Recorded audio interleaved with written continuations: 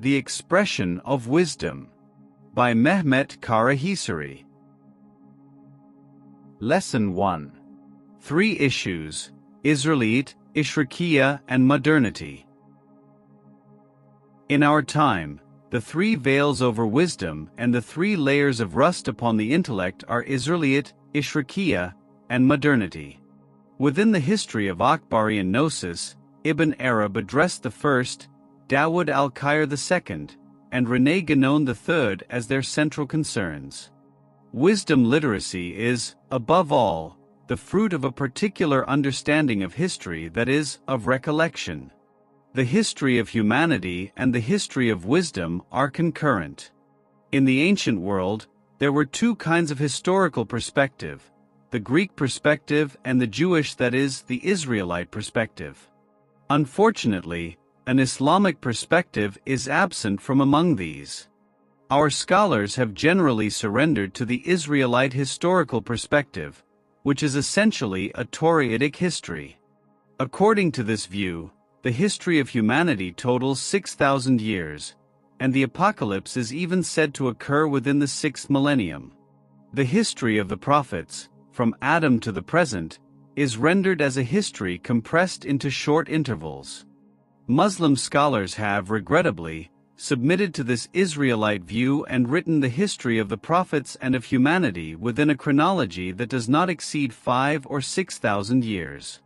This constitutes a problematic reading for us, one that compromises our ability to comprehend our own narrative, the history of Islam, and the history of humanity. It is, accordingly, a serious matter for us.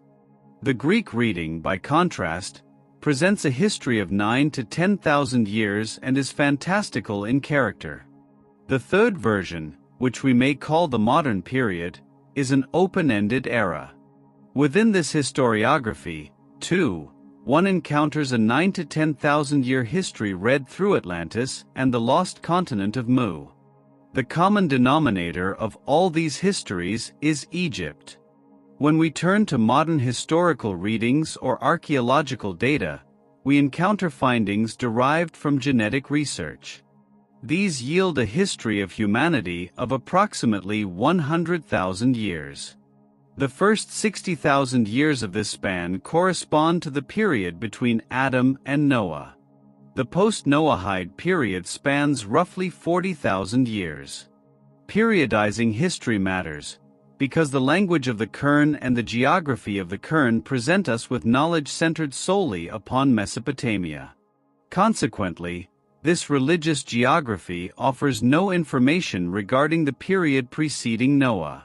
Although within the depths of history, mention is made of 124,000 prophets, the Quran al-Hakim names only 25 among them. For the Quran reports only those prophets who were also messengers. Those mentioned otherwise are merely prophets, not messengers. From what we gather from the writings of Ibn Arab in al-Fath al-Makkiyya, and his other works, the center of humanity's religious history appears to be Africa. Today, geneticists defend the same view. According to this, the first 60,000 to 100,000 years of human history constitute an Africa-centered history.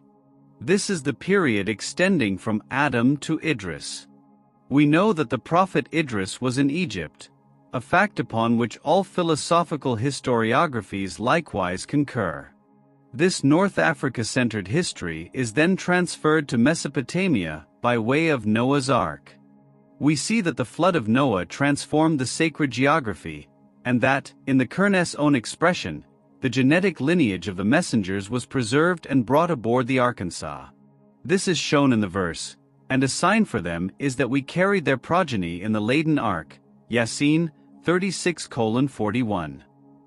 The geography of Islam continues through Mesopotamia. Here, between Noah and Abraham, there lies a dark interval that requires elucidation. Abraham lived in the 3rd millennium BCE. From Abraham to the present, throughout the period of the so-called Abrahamic religions, it is possible to discern with sufficient clarity in which city each of the many prophets resided. Yet between Abraham and Noah, only the accounts of the prophets Hud and Li are conveyed to us. In the history of wisdom, the prophet Idris and the geography of Egypt are of central importance. When we examine the history of religions, we see that Egypt, both during the time of the prophet Abraham and afterward, served as a recurrent place of sojourn. This is evident from the narratives of Joseph, Moses, and the children of Israel. Ibn Arab relates that the first pyramid in history was constructed by Idris, but that pyramid was buried underground during the flood. He says, "If you wish to understand the chronology of those days, know that the world was then in such and such a zodiacal sign." He thus indicates that the proper measure for these long-range historical readings is the zodiac. What is meant here is not the daily horoscope concerning individuals as we understand it today. Rather, the subject is the cycles of the cosmos. This is a reading pertaining to what historians call prehistory. Ibn Arab proposes a reading of history measured not by human time but by the cosmic measure of time. In the history of Islamic thought, he speaks of matters utterly contrary to the Israelite conception of history to which the scholars had submitted. He says, "I performed the circumambulation off at Mecca with my forefather from 40,000 years ago."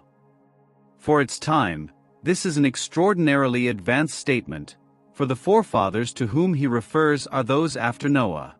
Ibn Arab provides several points of triangulation by which the history of reality may be read. The first of these indicates to us that the flood occurred at a date earlier than 40,000 years before the Common Era. The second asserts that prior to Noah, Idris was the pole of wisdom. He says, "Wisdom flourished in Egypt," and this is repeated by Greek philosophy as well. In this sense, the prophet Idris is a figure who appears in all cultures. In the 58th verse of Surat Maryam, it is stated, "The prophets are from the progeny of Adam, from those whom we carried with Noah in the ark, and from the progeny of Abraham and Israel," and a genetic lineage is thus disclosed. Subsequently, in the 3rd verse of Surat al-Isr, it is stated, "The children of Israel are from the progeny of those whom we carried with Noah in the ark," which is significant. The children of Israel are the genetic line that arrived in Mesopotamia by way of Noah's Arkansas. They were not present in this region beforehand. Viewed in this light, we come to understand what the Israelite reading of history truly entails.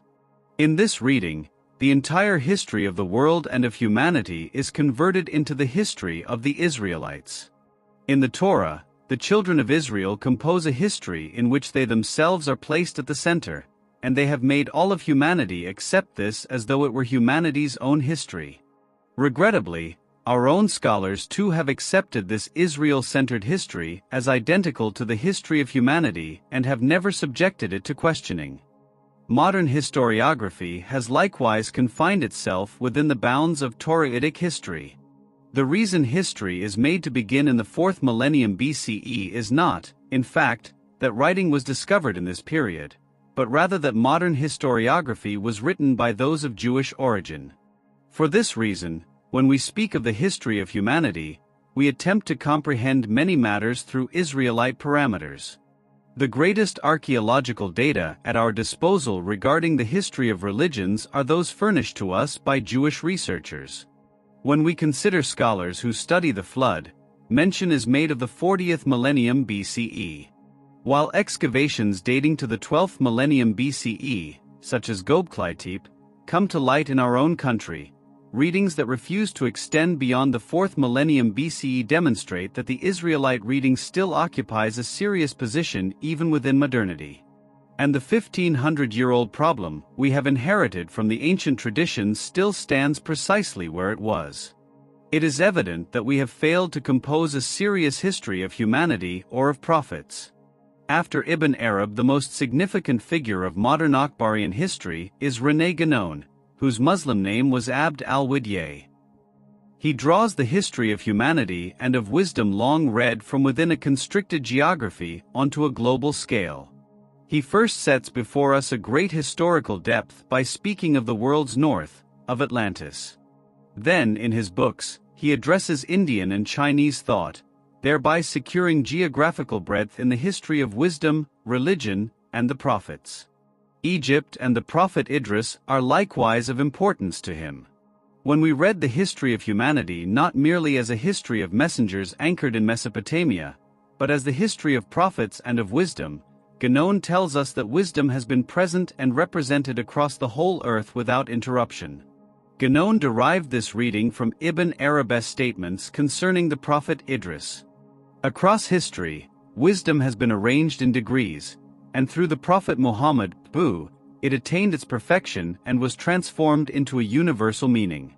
Ibn Arab clearly states that the prophet Elijah, Ilyas, and the figure of Idris as found in the Torah signify one and the same meaning. In terms of wisdom literacy, the history of humanity may be periodized as follows. 1. From Adam to Noah, this is the first period, extending up to the flood. 2. From Noah to Hud, this period is for us of the unseen a long span of time. The era of Hud corresponds to the 6th millennium BCE. The reason Hud constitutes one of the points of periodization is the following. In the Quran al-Hakim, Luqman, whom we mention as the Polov, and who stands at the head of the initiatic chain, Silsila, father La Shen Initiatique, of the people of wisdom following Idris lived during the era of Hud. 3. From Hud to Abraham, this is a period of approximately 3,000 years. The matter of Abraham in relation to wisdom is, for us, of decisive importance.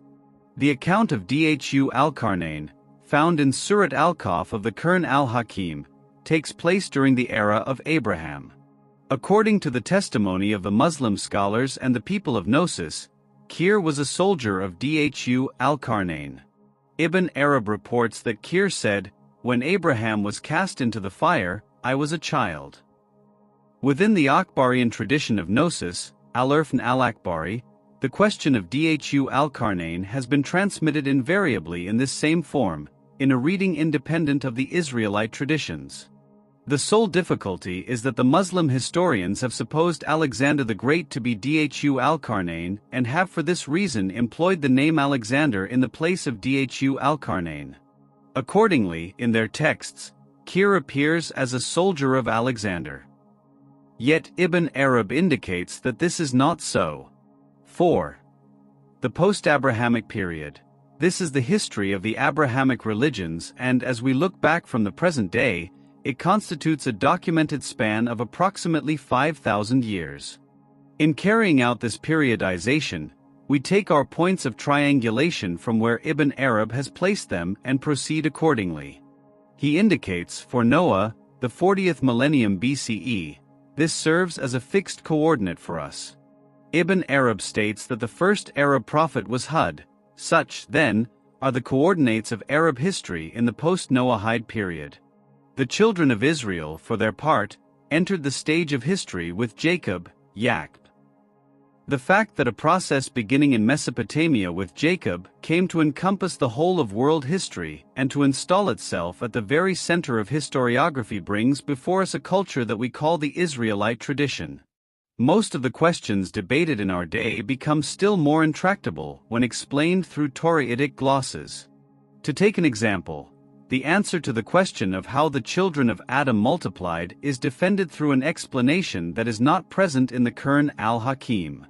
The Quran al-Hakim, by contrast, recounts to us not how human beings multiplied but how they shall come to an end, how the final hour shall arrive. We must read about this matter rightly on our own behalf and determine our coordinates accordingly. Reflective contemplation brings before us the question of the Mahdi. The breaking point of such intra-Islamic cultural divisions as Sunni and Sh is, once again, the Israelite tradition.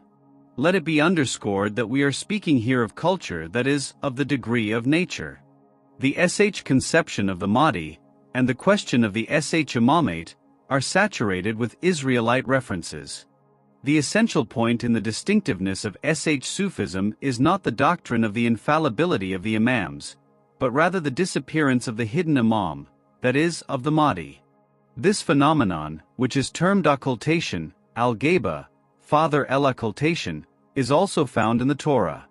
These matters do not pertain to us. Ibn Arab declares, after the Prophet Muhammad, 12 poles shall come until the final hour, and the Mahdi, peace be upon him, is the 12th among these poles, and he states that he stands upon the foothold of Noah. In the Quran al-Hakim, there is also this verse, and we have left it as a sign. Is there then any that will receive admonition? Al-Qamar, 54:15. The greatest sign of the Mahdi is that this ark shall begin to sail. But this is not a great vessel as depicted in films, but rather a symbol. This sign, which indicates that the Mahdian era has commenced, will be apprehended by the people of Gnosis. Inasmuch as no genuine verification is being undertaken in this domain, reality cannot be drawn out from a fabric belonging to the degree of nature. For this reason, we are unable to read many of the signs. Nor are we able to furnish within history an accurate set of coordinates concerning where we stand vis-a-vis reality. In order to apprehend reality, we must purify our intellect. Once we recognize that the final hour, the resurrection, the creation of humanity, and many matters that we apprehend through the knowledge of sound natural disposition have been encompassed by the Israelite traditions, we may then purify our intellect of these accretions. For Ibn Arabi, purification of the intellect and the purification of the heart are one and the same. The question of Ishrāqiyya expresses the fusion, by way of wisdom, of culture in the anthropological sense and gnosis in the Sufi sense, and in this respect, Akbarian culture and Akbarian gnosis must likewise be read as two distinct things. For that which lies at the cultural, sociological, and natural degree plane is something other than the Gnostic meaning. Our method in this matter is verification. Ishrāqiyya, which has been particularly present within the Persianate sphere, has secured a place for itself within modernity, and stands today as a current issue. Accordingly, we must distinguish who is a representative of Akbarian culture and who is a representative of Akbarian gnosis. This verification, must be carried out. Of the immense Akbarian corpus presently before us, only a portion is the work of Akbarian gnosis. The majority pertains to Akbarian culture. The third issue is modernity, that is to say, the secular intellect. René Guénon and his followers have produced substantial literature concerning this question, and most of this corpus has been rendered into Turkish. In our book, In the Footsteps of the Greatest Sheikh, Muhyi al-Din ibn Arabi, 1, we endeavored to expound both the much of and that of modernity by way of René Guénon, which, for the present, is sufficient.